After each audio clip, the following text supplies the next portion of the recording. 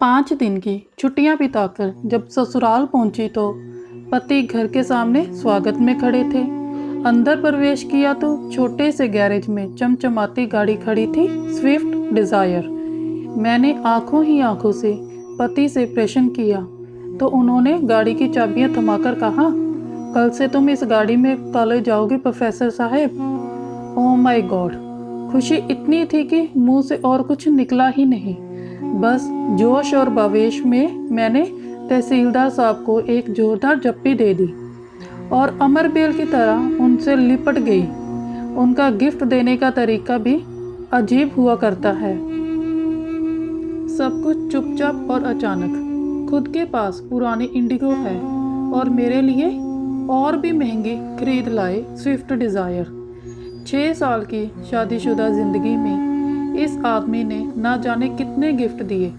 गिनती करती हूँ तो थक जाती हूँ। ईमानदार है, रिश्वत नहीं लेते, मगर खर्चीले इतने कि उधार के पैसे लाकर गिफ्ट खरीद लाते हैं। लंबी सी झप्पी के बाद मैं अलग हुई तो गाड़ी का निरीक्षण करने लगी। मेरा पसंदीदा कलर था, बहुत सुंदर थी। फिर नज़र उस जगह गई जहाँ मेरी स्कूटी खड़ी रहती थी। हठात वो जगह तो खाली थी। स्कूटी कहाँ है? मैंने चिल्लाकर पूछा। बेच दी मैंने। क्या करना अब उस जुगाड़ का? पार्किंग में इतनी जगह भी नहीं है।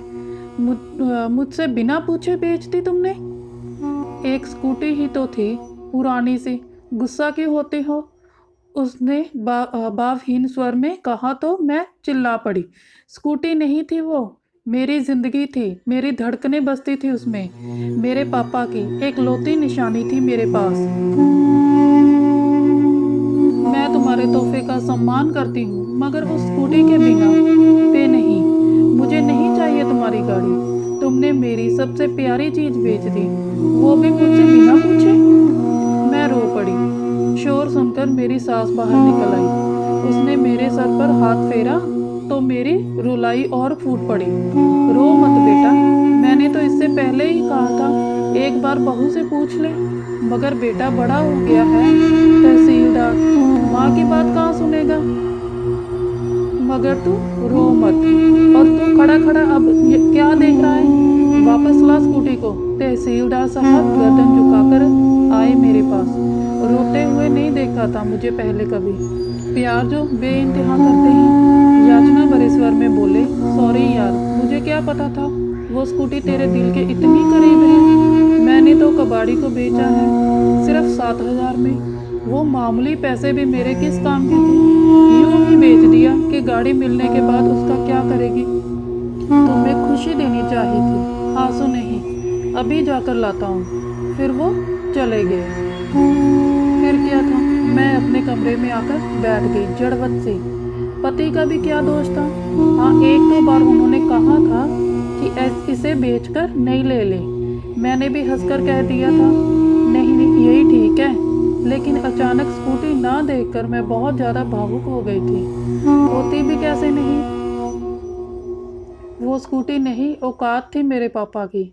जब मैं कॉलेज में थी तब मेरे साथ में पढ़ने वाली एक लड़की नई स्कूटी लेकर कॉलेज आई। एक दिन तब मैंने लड़की से पूछ लिया कि कितने की है ये स्कूटी। उसने तपाक से जो उत्तर दिया उसने मेरी जान ही निकाल दी। कितने की भी हो, तेरे और तेरे पापा की औकात से बाहर की है। अचानक पैरों में जान नहीं रही। सब लड़कियां वहां से चली गई थी, मगर मैं वहीं बैठी रह गई। किसी ने मेरे हृदय का दर्द नहीं देखा था। मुझे कभी ये एहसास ही नहीं हुआ था कि सब मुझे अपने से अलग गरीब समझती थी।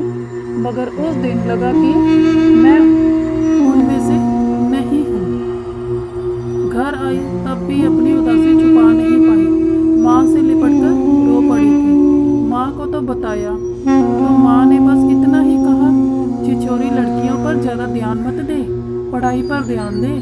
रात को पापा घर आए तब उनसे भी मैंने पूछ लिया, पापा हम गरीब हैं क्या? एक प्यारी सी स्कूटी, तितली सी, सोन चिड़िया सी नहीं, एक सफ़ेद परी सी थी वो। मेरे सपनों की उड़ान, मेरी जान थी वो। सच कहूँ तो उस रात मुझे नींद नहीं आई थी। पापा को कितनी बार थैंक यू बोला, याद नहीं है। स्कूटी कहाँ से आई, पैसे कहाँ से आए, ये भी नहीं सोच सकी ज़्यादा खुशी में। फिर 2 दिन मेरा प्रशिक्षण चला। साइकिल चलानी तो आती थी, स्कूटी भी चलानी सीख गई। 5 दिन बाद कॉलेज पहुंची, अपने पापा की औकात के साथ, एक राजकुमारी की तरह, जैसे अभी स्वर्ण जड़ित रथ से उतरी हो। सच पूछो तो मेरी ज़िंदगी में वो दिन खुशी का सबसे बड़ा दिन था।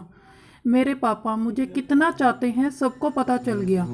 मगर कुछ दिनों बाद एक सहेली ने बताया कि वो पापा के साइकिल रिक्शा पर बैठी थी। तब मैंने कहा, नहीं यार, तुम किसी और के साइकिल रिक्शा पर बैठी हो, मेरे पापा का अपना टेम्पो है। मगर अंदर ही अंदर मेरा दिमाग झंझना उठा था। क्या पापा ने मेरी स्कूटी के लिए टेम्पो बेच दिया? और 6 महीने से ऊपर हो गए, मुझे पता भी नहीं लगने दिया। शाम को पापा घर आए तो मैंने उन्हें गौर से देखा। आज इतने दिनों बाद फुर्सत से देखा तो जान पाई कि दुबले पतले हो गए हैं, वरना ध्यान से देखने का वक्त ही नहीं मिलता था। रात को आते थे और सुबह अंधेरे ही चले जाते थे। टेम्पो भी दूर किसी दोस्त के घर खड़ा करके आते थे। कैसे पता चलता कि बेच दिया है? मैं दौड़कर उनसे लिपट गई। पापा, आपने ऐसा क्यों किया? बस इतना ही मुझसे निकला, रोना जो आ गया था। तू मेरा गुरूर है बिटिया, तेरी आंख में आंसू देखो तो मैं कैसा बाप। चिंता न कर, बेचा नहीं है, गिरवी रखा है, इसी महीने छुड़वा लूंगा। आप दुनिया के बेस्ट पापा हो, बेस्ट से भी बेस्ट। इसे सिद्ध करना जरूरी कहाँ था? मैंने स्कूटी मांगी कब थी? क्यों किया आपने ऐसा? 6 महीने से पैरों की से सवारियां ढोए अपने। ओ पापा, आपने कितनी तकलीफ झेली मेरे लिए, मैं पागल कुछ समझ ही नहीं पाई। और मैं दहाड़े मारकर रोने लगी। फिर हम सब रोने लगे, मेरे दोनों छोटे भाई, मम्मी भी। तभी अचानक मेरी तंद्रा टूटी। एक जानी पहचानी सी आवाज़ कानों में पड़ी, फट फट फट।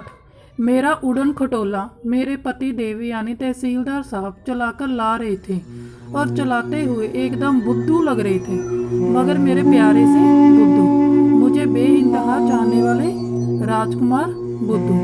तो दोस्तों,